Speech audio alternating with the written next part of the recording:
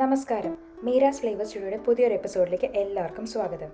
നിങ്ങളെല്ലാവരും സേഫായിട്ടിരിക്കുമെന്ന് വിശ്വസിക്കുന്നു. ഞങ്ങളിവിടെ സേഫായിട്ടാണ് ഇരിക്കുന്നത്. ഇന്നത്തെ വീഡിയോയിലൂടെ ഞാൻ ബേബി ഷവറിനായിട്ടുണ്ടാക്കിയ ഒരു കേക്കിൻ്റെ റെസിപ്പിയാണ് ഷെയർ ചെയ്യുന്നത്. ഞാനൊരു പ്രൊഫഷണൽ ബേക്കർ അല്ലെങ്കിലും വീട്ടിലെ ആവശ്യങ്ങൾക്കുള്ള കേക്കുകളൊക്കെ ഞാൻ തന്നെയാണ് ബേക്ക് ചെയ്യാറ്. കൂടുതൽ വിശേഷങ്ങൾക്കായിട്ട് വീഡിയോ മുഴുവനായിട്ട് കാണാം. അപ്പോൾ നമുക്ക് എങ്ങനെയാണ് കേക്ക് ഉണ്ടാക്കുന്നതെന്ന് ആദ്യം തന്നെ നോക്കാം. ഫംഗ്ഷന് 2 ദിവസം മുന്നേ തന്നെ ഞാൻ കേക്ക് ഉണ്ടാക്കാൻ തുടങ്ങിയിരുന്നു. കേക്കിൻ്റെ ഇൻഗ്രീഡിയൻസിൻ്റെ ക്വാണ്ടിറ്റി എല്ലാം ഞാൻ വീഡിയോയിൽ കൊടുക്കുന്നുണ്ട്, പറഞ്ഞ് ബോറടിപ്പിക്കുന്നില്ല. കേക്കിനായിട്ട് ഞാനിവിടെ യൂസ് ചെയ്തിരിക്കുന്നത് ഗോതമ്പ് പൊടിയാണ്. ആദ്യം തന്നെ ഡ്രൈ ഇൻഗ്രീഡിയൻസ് ആയിട്ടുള്ള ഗോതമ്പ് പൊടിയും ബേക്കിംഗ് സോഡയും ബേക്കിംഗ് പൗഡറും കുറച്ച് പാൽപ്പൊടിയും കൂടി ചേർത്ത് നന്നായിട്ട് ഇളക്കി ഒരു 2-3 തവണ സീവ് ചെയ്തതിന് ശേഷം മാറ്റി വയ്ക്കാം. അതിനുശേഷം നമുക്ക് വെറ്റ് ഇൻഗ്രീഡിയൻസ് പ്രിപ്പയർ ചെയ്യാം. വെറ്റ് ഇൻഗ്രീഡിയൻസ് ആയിട്ട് ബട്ടർ നന്നായിട്ടൊന്ന് ബീറ്റ് ചെയ്തിട്ട് അതിലേക്ക് ആവശ്യത്തിന് പഞ്ചസാര ചേർക്കാം. ഞാനിവിടെ യൂസ് ചെയ്തേക്കുന്നത് വളരെ കുറച്ച് പഞ്ചസാരയാണ്. അത് കേക്കിന് ഓവറായിട്ട് മധുരം വരാതിരിക്കാനാണ്. കാരണം നമ്മളിതിലേക്ക് ഫ്രോസ്റ്റ് ചെയ്യുന്നുണ്ട്. അപ്പോൾ ഫ്രോസ്റ്റിംഗ് ചെയ്യുമ്പം എല്ലാം കൂടി വരുമ്പോൾ ഒരുപാട് സ്വീറ്റ് ആവാതിരിക്കാൻ വേണ്ടി കേക്കിന് കുറച്ച് കൺട്രോൾ ചെയ്തിട്ടാണ് ഷുഗർ ചേർത്തിരിക്കുന്നത്. അതിനുശേഷം 4 മുട്ട ചേർക്കുകയാണ് ചെയ്തേക്കുന്നത്. ഇനി എഗ്ലെസ് കേക്ക് ഉണ്ടാക്കാൻ ഉദ്ദേശിക്കുന്നവർക്കായിട്ട് നിങ്ങൾക്ക് 3/4 കപ്പ് തൊട്ട് 1 കപ്പ് വരെയുള്ള തൈരോ അല്ലെങ്കിൽ കണ്ടൻസ് മിൽക്കോ ചേർക്കാവുന്നതാണ്. മുട്ടയുടെ മണം വരാതിരിക്കാനും നല്ലൊരു ഫ്ലേവർ കിട്ടുന്നതിനായിട്ട് വാനില എസൻസ് ചേർത്തു. അതിനുശേഷം കുറച്ച് ഓയിലും കൂടി ചേർത്ത് നന്നായിട്ടൊന്ന് ബ്ലെൻഡ് ചെയ്യാം. ഈ സമയം മീഡിയം ടു ലൂസ് സ്പീഡിലായിരിക്കണം നമ്മൾ ബീറ്റ് ചെയ്യേണ്ടത്. ഓവർ മിക്സിങ് ചെയ്ത് കഴിഞ്ഞാൽ കേക്ക് നല്ല സോഫ്റ്റ് ആവത്തില്ല. അതിനുശേഷം ഡ്രൈ ഇൻഗ്രീഡിയൻസ് നമ്മൾ 3 ബാച്ചസ് ആയിട്ട് ചേർക്കണം. ആ സമയത്ത് വളരെ ലോ സ്പീഡിലായിരിക്കണം ബീറ്റ് ചെയ്യേണ്ടത്. പറ്റുമെങ്കിൽ സ്പാറ്റില വെച്ച് ഫോൾഡ് ആൻഡ് കട്ട് ചെയ്താലും മതിയാവും. എല്ലാ ഡ്രൈ ഇൻഗ്രീഡിയൻസും യോജിപ്പിച്ചതിന് ശേഷം ഒരു 2 ടേബിൾ സ്പൂൺ ചെറു ചൂടുള്ള പാലും ചേർത്ത് 1 ടീസ്പൂൺ വിനാഗിരിയും കൂടി ചേർത്ത് പതുക്കെ ഒന്ന് ഇളക്കി മിക്സ് ചെയ്ത് വയ്ക്കാം. പിന്നീട് കേക്കിനെ ഞാൻ 2 ബാച്ചസ് ആയിട്ട് ഡിവൈഡ് ചെയ്തു.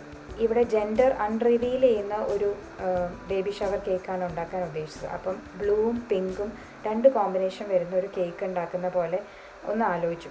അപ്പോൾ ഒരു പകുതിയിൽ കുറച്ച് പിങ്ക് കളറും മറ്റേ പകുതിയിൽ കുറച്ച് ബ്ലൂ കളറും കൂടി ചേർത്ത് ഒന്ന് ഇളക്കി വെച്ചു.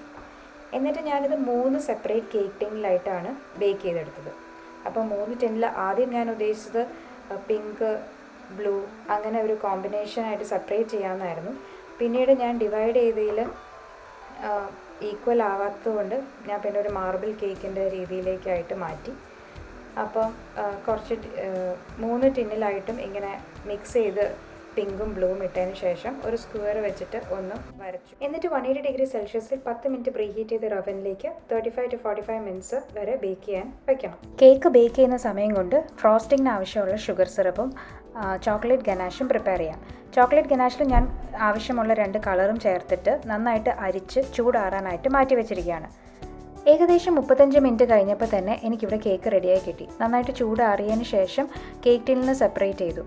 3 കേക്ക് ടിന്നിൽ ഉണ്ടായിരുന്നതിൽ ഒരു കേക്ക് കുറച്ച് ഹൈറ്റ് ഉണ്ടായിരുന്നതുകൊണ്ട് അതിനെ ഞാൻ 2ആയിട്ട് ഡിവൈഡ് ചെയ്തു. അങ്ങനെ റെഡിയായ 4 ലെയറിലും ചെറുതായിട്ട് ഷുഗർ സിറപ്പ് ബ്രഷ് ചെയ്ത് വെക്കാം. ഇനി ബട്ടർ ക്രീം ഫ്രോസ്റ്റിങ്ങിനായിട്ട് നല്ല ചിൽഡ് ആയിട്ടുള്ള ബൗളും വിസ്കും എടുക്കാൻ ശ്രദ്ധിക്കുക. ഇതിലേക്ക് ബട്ടർ ക്രീമും ഐസിങ് ഷുഗറും വാനില എസൻസും മാത്രമേ ഞാൻ ചേർത്തിട്ടുള്ളൂ.